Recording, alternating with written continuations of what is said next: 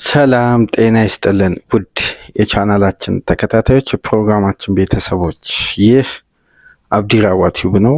ፕሮግራማችን ላይክ በማድረግ እንዲጀምሩ፣ ላይክ ስታደርጉ የዚህም ፕሮግራም ተደራሽነት ከፍ ታደርጋላችሁ። ላይክ እንድታደርጉ፣ አዲስ የሆናችሁ ደግሞ ሰብስክራይብ በማድረግ ለዚህ ቻናል ቤተሰብ እንድትሆኑ፣ እንዲሁም ይህንን ፕሮግራም ከሀገር ውጭ የምታደምጡ የቻናላችን ተከታታዮች የተለመደውን የሱፐር ታንክስ፣ የሱፐር ቻት፣ የሱፐር ስቲከር ድጋፋችሁን እንድትቀጥሉ በአክብሮት እየጋበዝን ዛሬ ምሽት 5 ሰዓት የአርነ ስሎት ሊቨርፑል የኡናይ ኤምሬ አስቶን ቪላን በአንፊልድ ያስተናግዳል።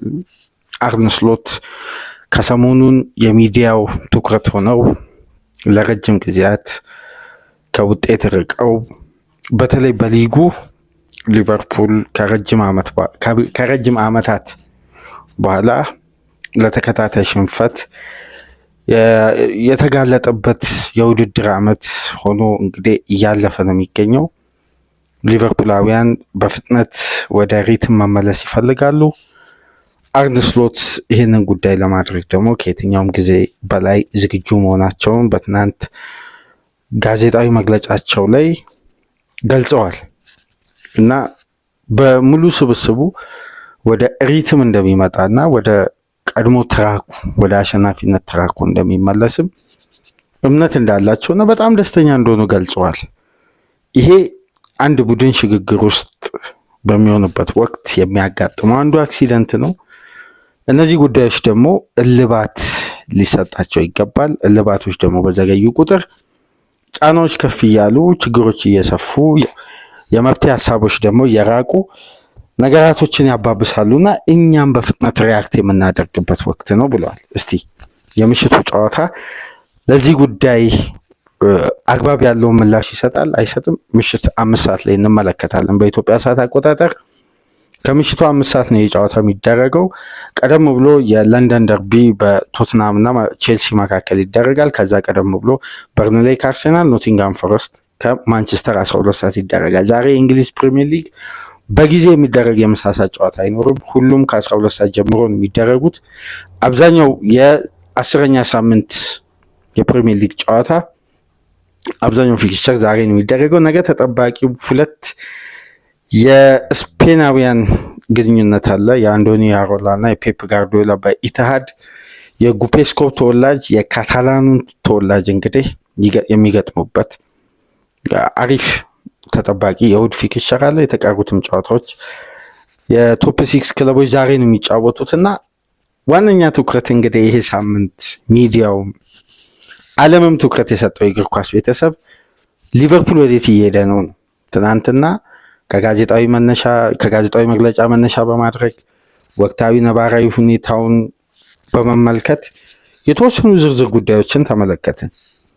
አሁን ይሄ አንድ ቡድን ለመነሳትም ለመውደቅም አንድ የመጨረሻ ተርኒንግ ፖይንት የሚሞክራት አለች። ውጤትን ለመቀየር አንድ ኃይል አንድ አጋጣሚ ይጠብቃል። ለምሳሌ ኢንትራ ፍራንክፈርትን አሸንፎ መነሳት ለሊቨርፑል በቂ አይደለም። አንድ ግን ተለቅ ያለ ጠንካራ ሊጉ ላይ አንድ ተጽዕኖ የሚፈጥር ቡድን ማሸነፍ ግን ለዛ ተርኒንግ ፖይንት ለማግኘትና ወደ አሸናፊነት ስነቦና ለመመለስ ወይም ክለቡ በየርገን ክሎፕ ውስጥ እያለ ከዛ በፊትም ከሮይ ሆጅሰን ጊዜ በኋላ ሊቨርፑል አንድ የሚታወቅበት አይደንቲቲ አለ። ይሄ የሽንፈትን ነገር መላበስ አይችልም ክለቡ፣ ወይም ሽንፈትን በተከታታይ አዳፕት ማድረግ አይችልም። ምክንያቱም ደግሞ ክለቡ ካለው ጥንካሬና መሰረት። አሁን ግን የሽንፈት ቁጥሮች በበዙ ቁጥር ያን የሽንፈት ጉዞ አዳፕት ማድረግ ከጀመረ ለክለቡ ከባድ ጫና ነው። ስለዚህ ቶሎ ሪያክት የሚያደርጉበት ወቅት አሁን ደርሷል። ይሄ ደግሞ ከዛሬ ምሽቱ ጨዋታ ጀምሮ መታየት ያለበት ነው። አይ ዛሬ ምሽት ሪያክት አያደርጉም፣ ስሎት ወንበራቸው ነው አሁን ጥያቄ የሚነሳው። ይሰናበታሉ አይሰናበቱም ወይ? በዚህ ደረጃ የቡድኑ ውጤት ርቆ እሳቸውን ማቆየት የተሻለ አማራጭ ነው ብሎም ኃላፊዎች አያስቡም። ግን ከተጀመረው ፕሮጀክት ጋር መቀጠልና ቡድን ወደ ሪትም ማምጣት አንደኛው ፖዚቲቭ ጉዳይ ነው።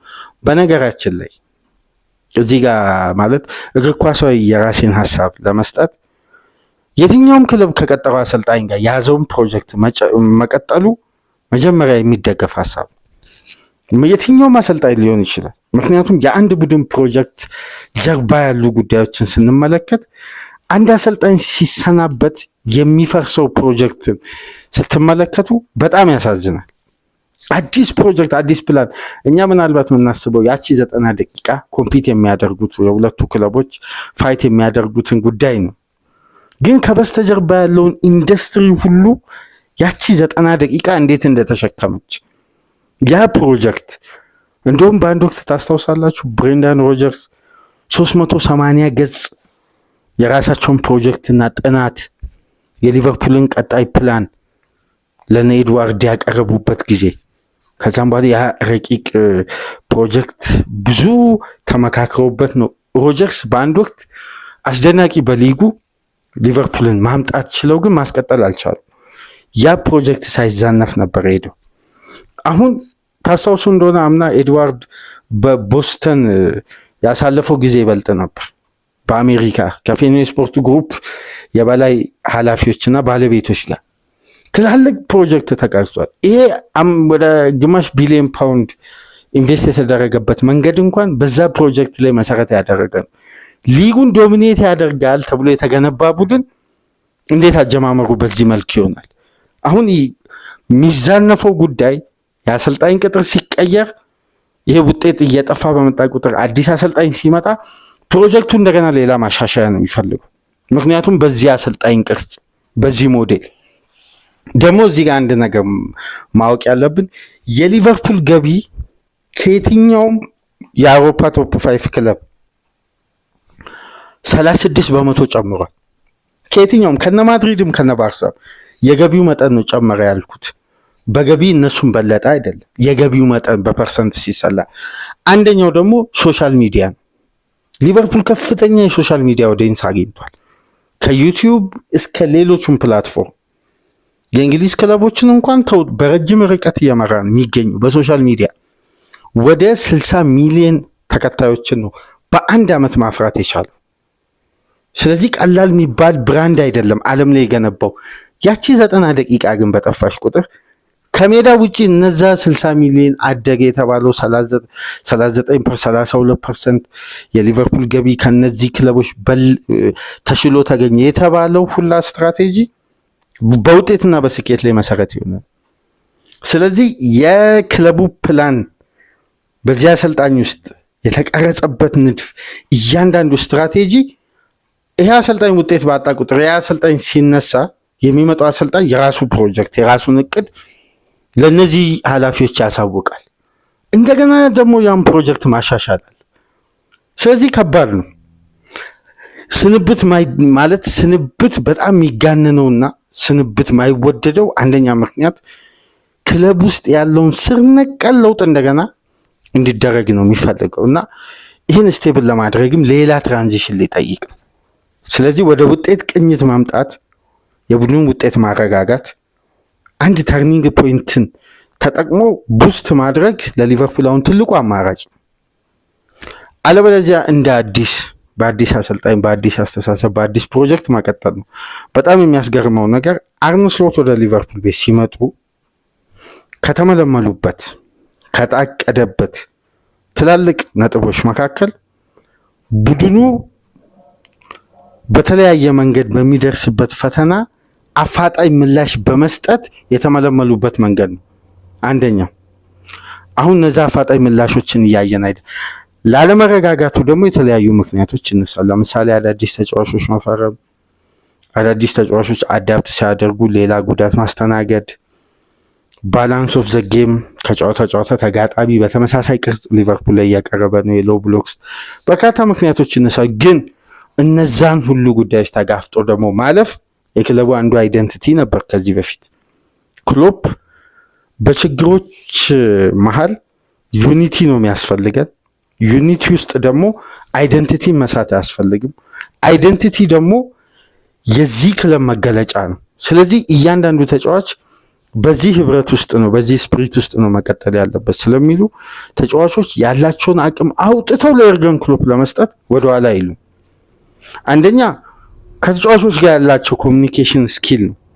ሁለተኛ ተጫዋቾችን ለማጎልበት ወደ ላቀ ደረጃ ለማሻገር የሚጠቀሙት የታክቲክ ወይም ለዛ ተጫዋቾች የሚያስረዱበት መንገድ ውስብስብ አይደለም። ተጫዋቾች በፍጥነት የሚረዱበት ነው እና የተጫዋቾች ይሄ ሶሻል ላይፍን ክሎፕ በከፍተኛ አእምሯዊ ዝግጁነት ነው የሚገነቡት እና ተጫዋቾች ከሜዳ ውጭ ባላቸው ህይወት ላይ የርገን ክሎፕ ልክ እንደ አባትነት አይነት እይታ ስለሚያዩ ስፕሪቱ የተያያዘ ነው እና እያንዳንዱ ሰርኪዩት በሊቨርፑል ቤት ከላይ እስከታች የተያያዘ ነው። ይሄ አይደንቲቲ እንግዲህ በአንዴ ይፈርሳል ማለት ከባድ ነው።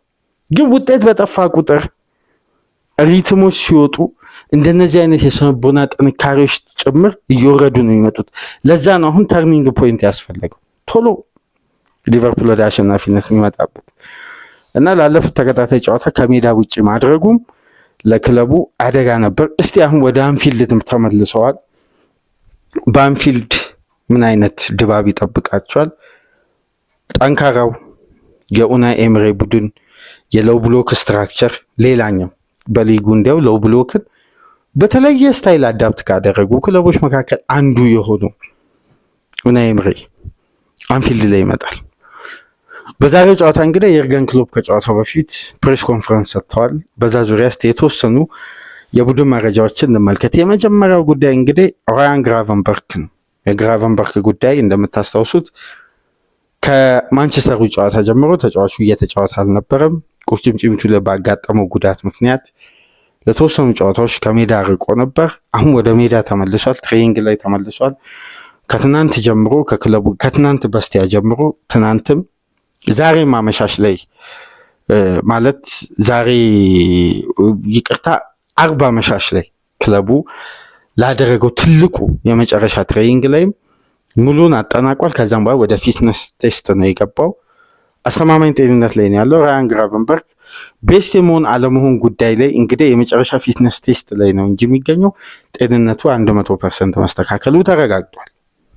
ለዛሬው ጨዋታ በቋሚነት ይጀምር ወይስ ከቤንች ላይ ይነሳ የሚለው ጉዳይ እስካሁን አልተወሰነም እንጂ በማችዴይ ስብስብ ውስጥ እንደሚካተት አሰልጣኙ አረጋግጠዋል። የአሌክሳንደር ኢሳቅ የሶፍት ቲሹ ጉዳትን ሪስክ ለመቀነስ ባለፈው ሳምንት ስናነሳ ነበር። ከማንቸስተር ዩናይትድ ጋር በነበረው ጨዋታ ፔን ነበረው። በኢንትራ ፍራንክፈርት ጨዋታ ፔኑ ከፍ ሲል እረፍት ላይ ያስቀሩት እና ይሄ የሶፍት ቲሹ ችግር ከባዱ ሪስክ ምንድን ነው? ህመሙ በትሬኒንግ ወቅት ለምሳሌ እስከ መጨረሻ ድረስ ባለው ትሬኒንግ ወቅት ተጫዋቹ ሴንስ ላያደርግ ይችላል።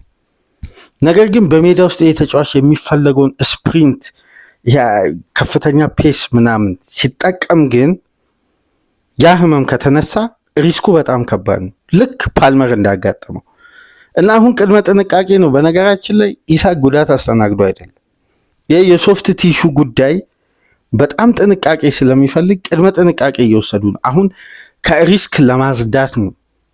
አሁን የሕክምና ባለሙያዎች 100% ኢሳቅ መጫወት ይችላል በተመሳሳይ ፔስ ስፒድ እንደዚህ ብለው ሲወስኑ ነው ስሉት የሚያመጡት እንጂ ተጫዋቹ ትሬኒንግ ይሰራል፣ ፊትነሱን ለማስተካከል በግሉ ይዘጋጃል። ግን ይሄ ሶፍት ቲሹ ጉዳይ ለ10 ሳምንት ለ12 ሳምንት ከሜዳ ሊያርቅ ስለሚችል ምክንያቱም ግሮይን ኢንጁሪ አሁን በእግር ኳስ ከዚህ ቀደም ሰርጀሪ ይሞከር ነበር።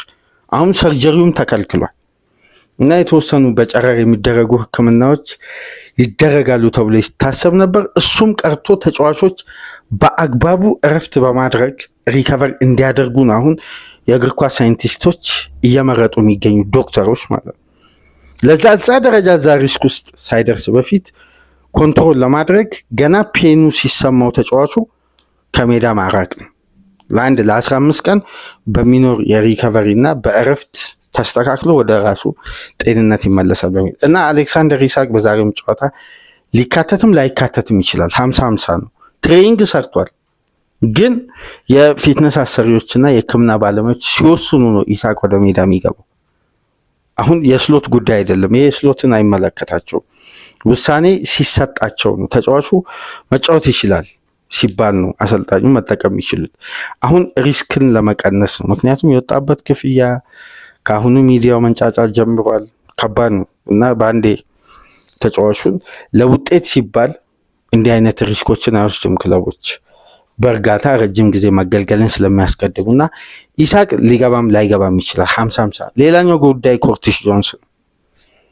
ኮርቲስ ጆንስ እንግዲህ በሊቨርፑል ቤት ከሰሞኑ በሊቨርፑል ሽንፈት ውስጥ እንኳን በልዩነት የሚነሳ እንደ ሰቦዝ ላይ ጥሩ ብቃት እያሳየ የነበረ አማካይ ነው። በድጋሚ ካቻምና የርገን ክሎፕ እያሉ ሲሰቃይበት የነበረው የጅማት ጉዳት በድጋሚ ተነስቶ አገር ሽቶበት እንግዲህ ተጫዋቹ የመጨረሻ ትሬኒንግ ላይ አልተገኘም። ለዚህ ጨዋታ የመግባቱ እድል በጣም ዝቅተኛ ነው፣ በጣም አነስተኛ ነው። ስለዚህ ዛሬ ሊቨርፑል ከዚህ ቀደም ተሞክሮ ግን በምርጥ 11 የመጀመሪያ ምርጥ 11 ላይ በቀጥታ ስሎት ያልሞከሩትን ምርጥ 11 ዛሬ ሊሞክሩ ይችላሉ። በነገራችን ላይ ይህን አስተላለፍ አስተውላቸዋል። እስካሁን አርነ ስሎት በየትኛውም ጨዋታ አልተገበሩም። ራያን ግራቨንበርክ እና ዶሚኒክ ሰቦዝ ላይ ከፊት መስመር በኩል ፍሎሪያን ቪዝን፣ ሳላን፣ ጋክፖን እና ሂጎ ኤኪቲኬን እነዚህን ተጫዋቾች በነገራችን ላይ በጋራ በምርጥ 11 አልሞከሩም። ራያን ግራቨንበርክ በሌለበት ሳምንት ሰቦዝ ላይ እና ጆንስ ማካሊስተር ምናምን እንትን ነበር፣ ሮቴሽን ነበር ወይም ሰከንድ አፍ ነው የሚሞክሩት። ይህን ሲስተም ለመጀመሪያ ጊዜ ዛሬ ሊሞክሩ ይችላሉ። እስቲ ይሄ የአማካይ ስፍራ ጥምረት የቡድንን ባላንስ የሚመልስ ከሆነ የሆነ ፎርም ውስጥ የሚከት ከሆነ እና የሆነ መልክ የሚያሲስ ከሆነ ዛሬ እንመለከታለን። ምክንያቱም ይሄ ጥምረት በጣም በተደጋጋሚ ይፈለግ ነበር፣ አልተሞከረም። ሰከንድ አፍ ተሞክሮ ይሆናል። በመጀመሪያ ምርጥ 11 ላይ አልተሞከረም። ለመጀመሪያ ጊዜ የሚሞከር ነው። አንድ አዲስ የሆነ የተለየ ስትራቴጂ ሊኖር ይችላል። በተለይ የነዚህ ተጫዋቾች ቅንጅትና መሀል ላይ የሚያሳዩት ጥምረት በተለየ ሁኔታ የሚነሳው ተጫዋቾቹ በተቃራኒ ላይ በሎ ብሎክ ስትራክቸር ላይ ለማስከፈት የሚደረገው ጥረት ላይ የክሬቲቪቲ አቅማቸውን በመጠቀም በደንብ ፕረስ ማድረግ ይችላሉ ከኳስ ጋር። ስለዚህ የቪላን ስትራክቸር እና የመልሶ ማጥቃትም ለመቋቋም ለሪከቨሪም በአስተማማኝ ፊትነስ እና ፍጥነት ላይ የሚገኙ በተቃራኒም ደግሞ በማጥቃት የተሻለ ኢነርጂ ያላቸውን ተጫዋቾች ዛሬ ስሎት ይጠቀማሉ ተብሎ ይጠበቃል እና ይህን ያጫወት ሲስተም ለመጀመሪያ ጊዜ አሰልጣኙን ለመሞከር አስበዋል እና ይሄ በአንፊልድ ለመጀመሪያ ጊዜ ሊሞከር ነው። ሂጎ ኤኪቲኬ እንግዲህ በሊቨርፑል በኩል በዘንድሮ የውድድር ዓመት በፊት መስመር በኩል እስካሁን ድረስ አስተማማኝ አጀማመር ያደረገ ተጫዋች ነው። ዛሬ ከቪላ ጋር ደግሞ በበለጠ የዚህ ተጫዋች አስፈላጊነት ከቪላ ተከላካዮች ተክለሰውነትና የቴክኒክ አቅም ጋር በማያያዝ ኤኪቲኬ በዚህ አይነት ጨዋታ ላይ ወሳኝ ሚና ይጫወታል ይላሉ። በተለይ ካስቆጠረው ግብ፣ ካደረገው ተሳትፎ፣ ልዩነት የፈጠረባቸው ጨዋታዎች ሁሉ አግሬሲቭ እና ተክለሰውነታቸው ከፍ ያሉ ተጫዋቾች መሀል ተጫዋቹ ቴክኒካሊ መግነን ይችላል፣ ነጥሮ መውጣት ይችላል።